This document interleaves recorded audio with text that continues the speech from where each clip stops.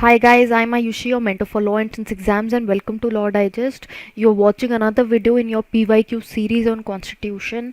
We will pick up next set of questions and discuss जो already पहले आ चुके हैं in exams like DU LLB, BHU LLB, PU LLB. ये questions हम discuss कर रहे हैं इस series में. अगर आपने miss कर दी है ये series, then go and check the playlist of PYQ on constitution.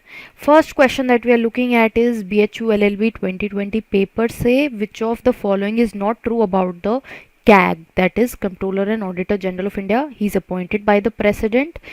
His salary is equal to a judge of the Supreme Court. तो हमें बताना है which of the following is not true. Not true basically incorrect. I have repeatedly set that अगर question में note होता है उसको underline कर लीजिए एंड समझ लीजिए पहले की क्वेश्चन क्या पूछ रहा है rather than getting confused and getting it wrong. Then he is disqualified for any further office after retirement and he can be removed by the president. So इनमें से कौन सी बात इनकरेक्ट है? तो अगर हम ये देखें कि इनमें से कौन सी बात करेक्ट है, he is appointed by the president, ये करेक्ट है. प्रेसिडेंट की एग्जीक्यूटिव पावर है to appoint the CAG.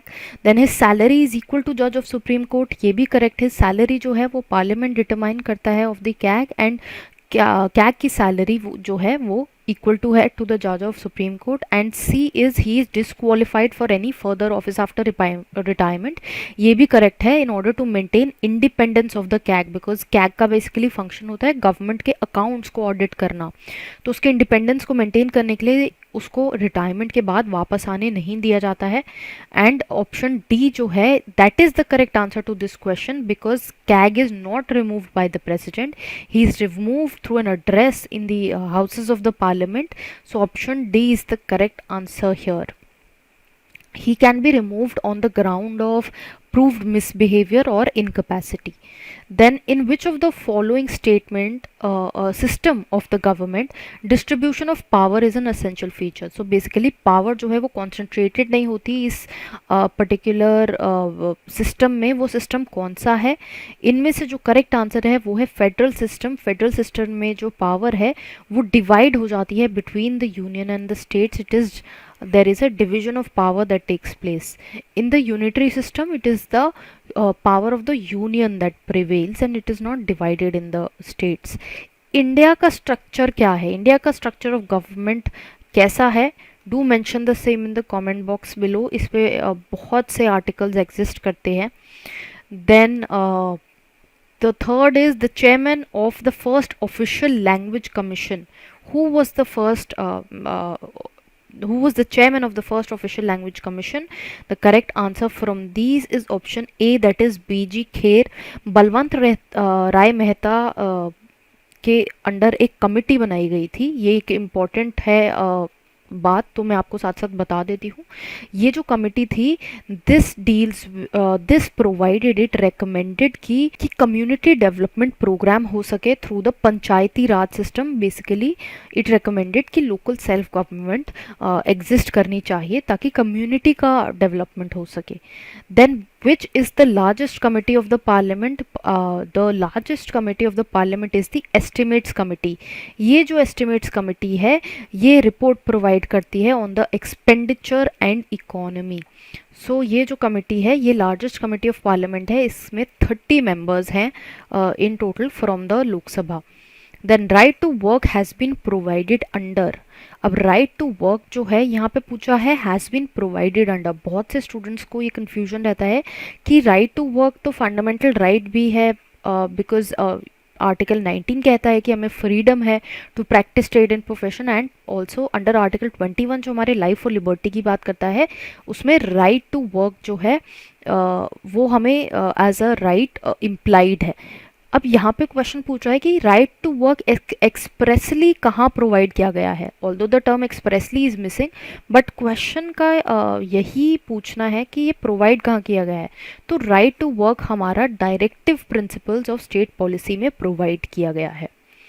Then the next question is the provision relating to ex post law facto is embodied in. अब ex post law facto क्या है?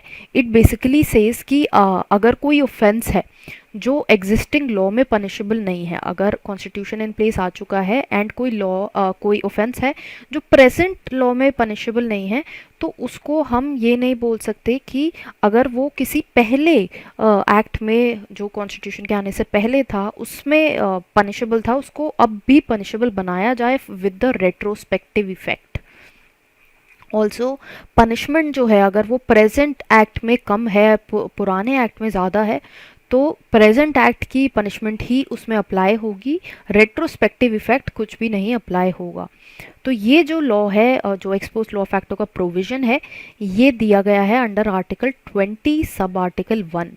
22 speaks of a very important another provision, that is a rule of natural justice, double jeopardy. Double jeopardy का मतलब है basically that no one should be punished twice for the same cause. Then article 23 बात करता है self incrimination की, कि कोई भी इंसान को फोर्स नहीं किया जाना चाहिए कि वो अपने अगेंस्ट एविडेंस दे। इसीलिए जो कन्फेशंस होते हैं पुलिस ऑफिसर्स के सामने, उनकी एडमिसिबिलिटी जो है वो लो होती है, उसको एडमिसिबल नहीं माना जाता है। Next is basic structure of the constitution can be amended through simple majority, two-third majority, by special majority and ratification by half of the states. तो अगर आप सीधा amendment के हिसाब से चलेंगे एंड जल्दी से options देखेंगे, you might get it wrong, because आपके दिमाग में आएगा आर्टिकल 368 जो amendment की बात करता है कि amendment किस तरह से होता है, कितनी majority चाहिए। बट यहाँ हम बात कर रहे हैं basic structure की। We all know it is a golden rule जो अब तक हमें पता हो जाना चाहिए कि केशव नंदा भारती केस में सिंपली ये बोला गया है कि basic structure of the constitution को आप अमेंड नहीं कर सकते हो, and so therefore option D, that is none of these is the correct answer to this question. Then next is by which article of the constitution untouchability has been abolished, and इसकी जो practice है उसको punishable कर दिया गया है। It has been abolished through article 17।